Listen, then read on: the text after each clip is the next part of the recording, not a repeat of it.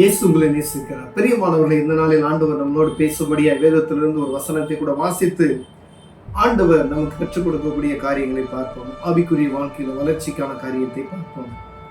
அது 1 தெசலோனிக்கேயர் 4வது அதிகாரம் 4வது வசனம். தேவனை அறியாத அஞ்ஞானிகளைப் போல மோக இச்சைக்கு உட்படாமல் உங்களில் அவனவன் தன் தன் சரீர பாண்டத்தை பரிசுத்தமாய் கனமாயும் ஆண்டு கொள்ளும்படி அறிந்து, இந்த விஷயத்தில் ஒருவனும் மீறாமலும் தன் சகோதரனை வஞ்சியாமலும் இருக்க வேண்டும். முன்னமே நாங்கள் உங்களுக்கு சொல்லிய சாட்சியாக எச்சரித்தபடியே இப்படிப்பட்ட விஷயங்கள் எல்லாவற்றையும் குறித்து கர்த்தர் நீதியை சரி கட்டுகிறவராய் இருக்கிறார். தேவன் நம்மை அசுத்தத்திற்கு அல்ல, பரிசுத்தத்திற்கே அழைத்திருக்கிறார். பிரியமானவர்களே, பரிசுத்தமாய் வாழ்கிறதுக்கும் பரிசுத்தம் இல்லாமல் வாழ்கிற 2 பேரை குறித்து வேதத்தில் எழுதியிருக்கிறதை நாம் அறிந்திருக்கிறோம். பிரித்தெடுக்கப்பட்ட மனிதர்கள் ஒவ்வொருவரும் தேவ பயம் நிறைந்த, கடவுள் பயம் நிறைந்த இந்த பூமியில் இருக்கிற ஒவ்வொரு மனிதனுக்கு ஆண்டவர் சொல்லுகிறது, உங்களில் அவனவன் தன் தன் சரீர பாண்டத்தை பரிசுத்தமாயும் கனமாயும் ஆண்டு கொள்ளும்படி அறிந்து. தன்னுடைய சரீர பாண்டத்தை ஒவ்வொரு அவயங்களும் ஆண்டவருக்கு மிகவும் முக்கியமான அவருடைய சரீரம். நீங்களே அவருடைய ஆலயம் என்று சொல்கிற பார்த்தீங்களா, அவருடைய ஆலயம் நாமா. தனித்தனிப்பட்ட ஒவ்வொரு மனிதன் ஒரு தனி ஆலயம் என்று சொல்ல. அதனாலதான் பாருங்க, உங்களில் அவனவன் தன் தன் சரீர பாண்டத்தை பரிசுத்தமாய். பாருங்க, ஒவ்வொரு அவையும் பரிசுத்தமாய். கண்களின் இச்சை, ஒவ்வொரு காரியத்துக்கும் ஒவ்வொரு இருக்கு. இந்த கைகளில் செய்யப்படக்கூடிய காரியங்கள், இந்த நாக்கு பேசுகிறது பார்த்தீங்களா, அந்த நாக்குல பேசக்கூடிய காரியங்கள், கேட்கிற காரியங்கள் எப்படி இருக்கிறது, நாம் கடந்து செல்கிற பாதைகள் எப்படி இருக்கிறது, நாம் உட்கொள்கிற உணவுகள் எப்படி இருக்கிறது, ஒவ்வொரு காரியத்தையும் பரிசுத்தமாய் இருக்கிறதா என்று பார்க்கும்படி ஆண்டவர்களோடு பேசுகிறார். சில காரியங்கள் பார்ப்பதற்கு எல்லாத்தையும் பார்க்கணும் அப்படின்னு சொல்லி தேவையில்லை. ரோட்ல இருக்க எல்லாத்தையும் பார்த்தோம்னா நமக்கு எல்லாருக்கும் அது செட் ஆகாது. சில காரியங்கள் அருவருப்பான காரியங்களும் இருக்கு ரோட்ல. அப்ப எதை பார்க்கணுமோ அதை தான் பார்க்கணும், எதை கேட்கணுமோ அதை தான் கேட்கணும், எங்க போகணுமோ அங்கதான் போகணும். கால் போகிற போக்கு என்ன செய்ய முடியாது, போக முடியாது. கண் பார்க்கிற இடத்துக்கு பார்க்க முடியாது. ஆண்டவர் சொல்றார், பரிசுத்தமாய் உங்கள் அவயங்கள் ஒவ்வொன்றையும் என்னமா பரிசுத்தமாய் காத்துக்கொள்ளணும் அப்படின்னு சொல்றார். பிரியமானவர்களே, கனமாயும் அதை கனப்படுத்தணுமா. ஒவ்வொரு அவயத்தை நம்ம சரீரத்தை அநேக பேர் என்ன செய்யறதுல கனப்படுத்துற கிடையாது. பரிசுத்தம் உள்ளவர்கள், ஆண்டவருடைய பிள்ளைகள், உங்க சரீரத்தை ஒவ்வொரு அவயங்களையும் கனப்படுத்தணும்னு சொல்றாரு. கண்ணில் ஒரு பிரச்சனை அப்படின்னு வச்சுக்கோங்களேன், அநேக பேர் நினைச்சு அதை கேர் பண்றது கிடையாது. ஆண்டவர் அதை பரிசுத்தமாயும் பாதுகாத்துக் கொள்ளுங்கன்னு சொல்றாரு, அதை கனப்படுத்துங்க சொல்றாரு. நம்ம கண்ணு தானே அப்படின்னு சொல்லக்கூடாது. ஒருவேளை கையில ஒரு பிரச்சனை அப்படின்னா அதை கவனித்துக் கொள்ள வேண்டும். சரீரத்தில் ஒரு பிரச்சனை என்றால் அதை கவனித்துக் கொள்ள வேண்டும்.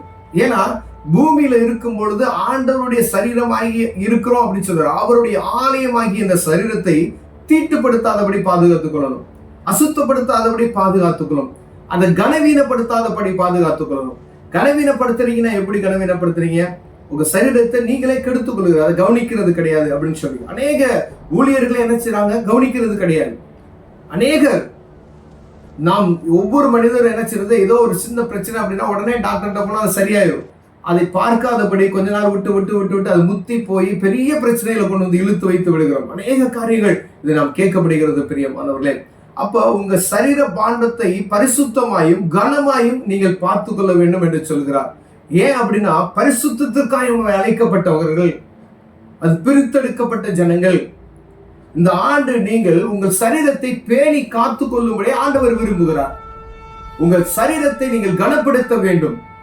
அதே போல உங்கள் சரீரங்களுடைய அவயங்கள் ஒவ்வொன்றையும் பரிசுத்தமாய் காத்துக்கொள்ள வேண்டும். நான் பார்க்க கூடாததை பார்க்கின்றேன், நான் பேசக்கூடாததை பேசுகின்றேன், அக்கினி அபிஷேகம் என்மேல் ஊற்றிடும் என்று சொல்லி பாடல் நம்ம கேட்டுருவோம். பாடினால் மாத்திரம் போதாது, நான் ஒரு காரியத்தை பார்க்கிற ஆண்டவர் எனக்கு அதை தப்பு அப்படின்னு சொல்லி உணர்த்துறாருன்னா நிறுத்திடணும்.